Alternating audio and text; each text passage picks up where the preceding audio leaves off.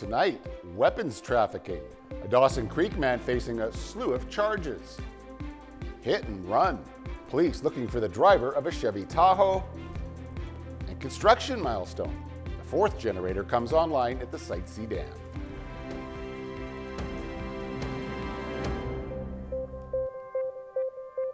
Good evening and thank you for joining us. And we begin tonight with a Dawson Creek man facing 18 charges related to a firearms trafficking investigation. And police say several of those weapons have been used by others across the Peace region in a number of violent criminal offenses. Travis West has been charged with 13 counts of illegally transferring a firearm, and the 43-year-old is facing other charges, including one charge of possessing a firearm with a tampered serial number. Mounties executed a search warrant at a related residence, and they seized numerous weapons, including a prohibited shotgun and a firearm with a serial number scratched off. Now, back in January, shots rang out at 119th Avenue in Dawson Creek. Neighbors told CJDC-TV News that 4 shots were fired at the house. The car sped off, followed by the sound of broken glass. CJDC-TV News confirming that Travis West was one of the occupants of the home. He has since been released from police custody pending his next scheduled court appearance. And police in Dawson Creek asking for the public's help in finding a vehicle they say was involved in hitting a pedestrian. It happened back on March the 18th at around 2 in the afternoon. And Mounties say a Chevy Tahoe hit a pedestrian while turning onto 8th Street from the Shell gas station near 110th Avenue. The male pedestrian was knocked into traffic. He was taken to hospital with minor injuries. Investigators say the female driver stopped momentarily, but then quickly left the scene. The police are describing the vehicle as a white Chevy Tahoe with black or steel rims. Anyone with any information on the case is being asked to contact the Dawson Creek RCMP. Have you ever wanted to become a police officer? Well, now you have your chance. RCMP recruiters will be in Fort St. John from April the 10th to the 13th. Next Thursday, career presentations will be made at Northern Lights College. Then on Friday, Mounties will have a booth at the Fort St. John Trade Show. And finally on Sunday, April the 13th, a 2-hour information session will take place at the Fort St. John RCMP detachment. For more information, you can head to the website at the number listed at the bottom of your screen. The city of Fort St. John confirming all services have been now restored after a ransomware attack in late February. The My City Hall online billing system was the last service to be restored. It's now fully functional. In a release in early March, the city of Fort St. John said an unauthorized third party gained access to part of their internal network and encrypted data. However, only a small subset of data was taken. The breach wreaked havoc on city services, leaving cybersecurity experts grappling with the aftermath. It crippled phone lines, emails, and much of the city's network. Well, the data has since been restored, while the city says it did not issue payment to the hackers. BC Hydro announcing another milestone at the Site C Dam project. The dam now adding even more power to the province's energy grid with the announcement that the 4th of 6 generating units is now fully operational. The utility says the remaining 2 units will be brought online one by one. Testing and commissioning work is already underway for the 5th unit. Hydro setting a target of having all units in service by the fall of this year. The first generating unit began generating electricity back in October.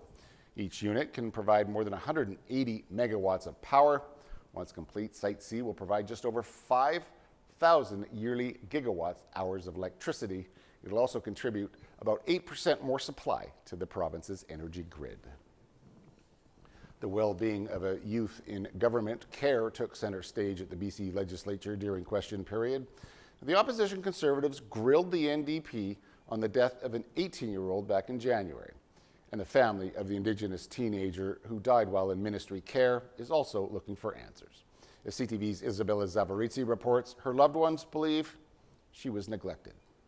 Holding each other close, relatives of Chantel Williams lean on one another for strength as they plead with the province for closure. I'm still wondering and asking, and I never get answers from them. George Nukamis wants to know what led to the death of his 18-year-old granddaughter. On January 28th, a person found her in the 4900 block of Ian Avenue in Port Alberni. She was unresponsive and died later that day. and they said she died of natural causes. That's not right. Then they will not give me any answers yet. I'm in the dark. Williams died only a few blocks away from her group home on a cold winter night. She was under the guardianship of Usma Nuchanulth Child and Family Services. Her loved ones say she had recently spent time in the hospital, but didn't know why. She was supposed to get checked up on. And then when she was released from the hospital all by herself, that wasn't supposed to happen. The teen spent most of her life in care, disconnected from family. We were separated, and I really wish we weren't separated. Her brother Justin describes her as someone who cared about others. She had so much to live for. She was such a young, smart girl that tried to keep herself strong through these tough times. She was way too young to die. And I think we just need some answers.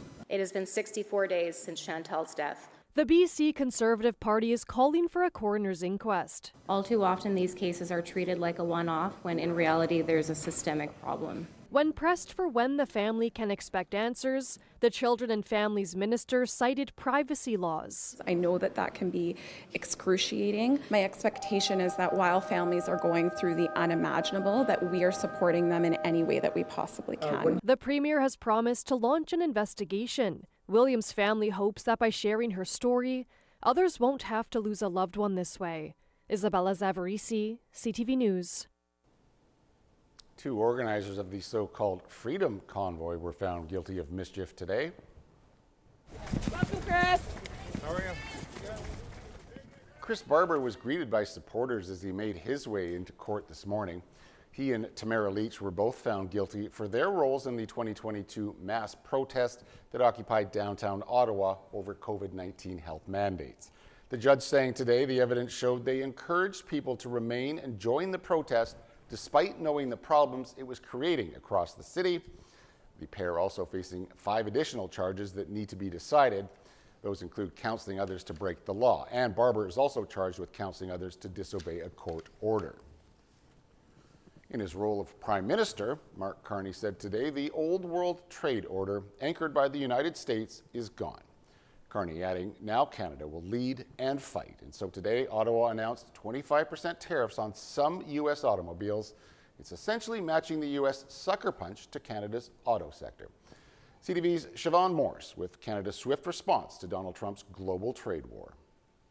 If you look at that. While Donald Trump didn't levy new tariffs against Canada from the White House's Rose Garden, today the Prime Minister acknowledges the global economy is fundamentally different today than it was yesterday. Mark Carney calls the 3 different tariffs Canada is already under unjustified, now hitting back on auto tariffs that kicked in overnight. With 25% tariffs on all vehicles imported from the United States that are not compliant with CUSMA, our North American Free Trade Agreement. The U.S. content in CUSMA-compliant vehicles will be tariffed too, but there will be no tariffs on vehicle parts. We take these measures reluctantly, and we take them in ways that it's intended and will cause maximum impact in the United States and minimum impact here in Canada. The counter tariffs could generate some $8 billion, money to go back to auto workers and companies.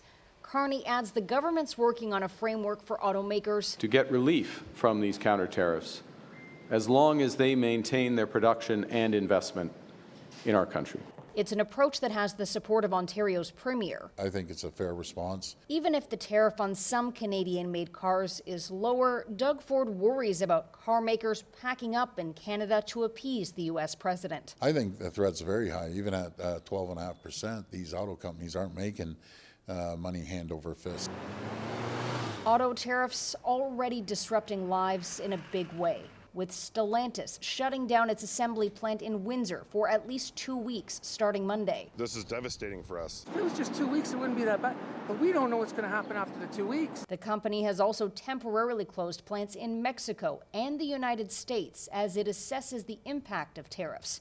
In Windsor, it means uncertainty for some 6,000 workers at the assembly plant and with related parts makers. It's not pretty. I don't think he realizes the impact he's got on even his people. I want to retire here. If I lose this, then I've got nowhere else to go, really. Siobhan Morris, CTV News.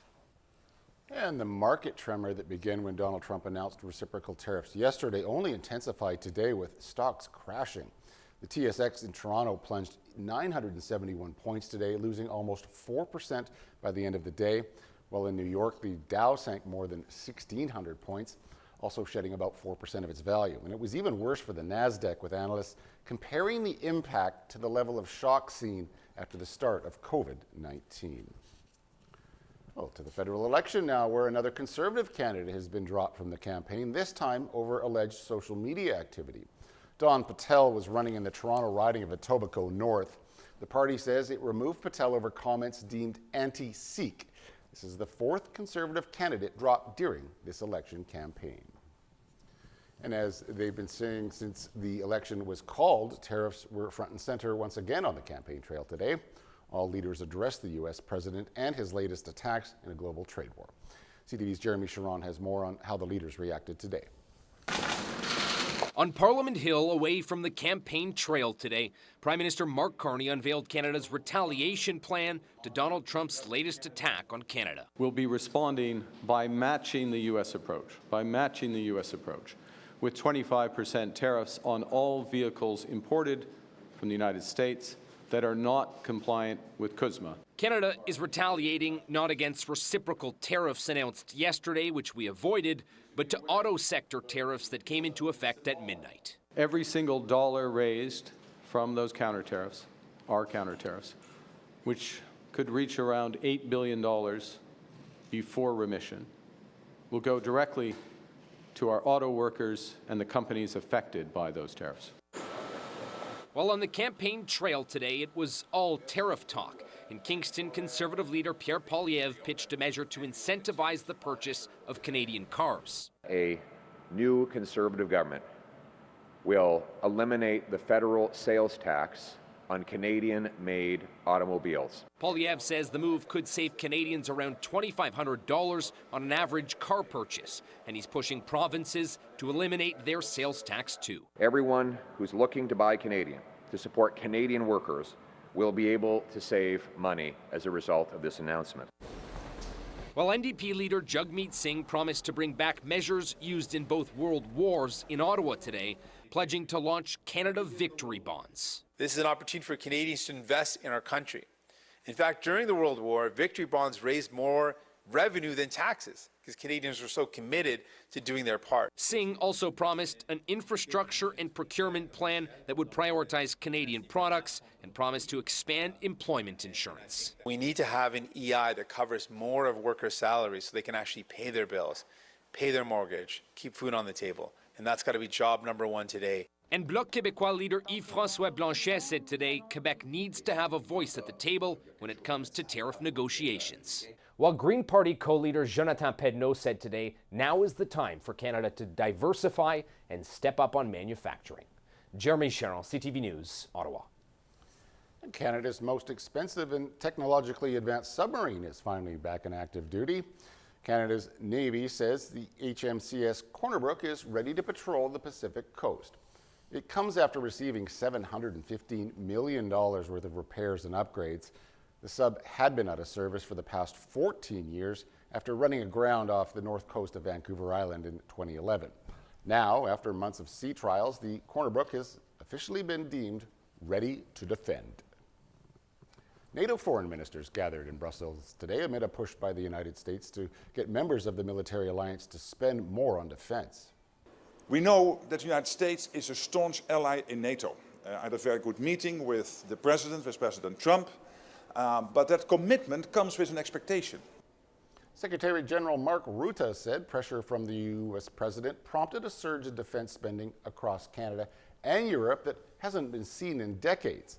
Trump has criticized Canada and other NATO allies that have yet to reach defense spending levels of 2% of GDP.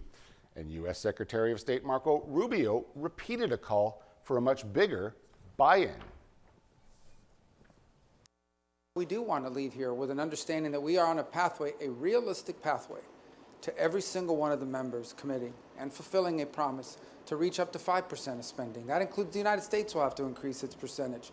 Because if the threats truly are as dire as I believe they are, and the members of this alliance believe they are, then that threat has to be confronted by a full and real commitment to have the capability to confront these things. Canada's Foreign Minister Melanie Joly is also in attendance. She wrote on social media today that Canada remains a steadfast ally in NATO, committed to collective security and defending democracy.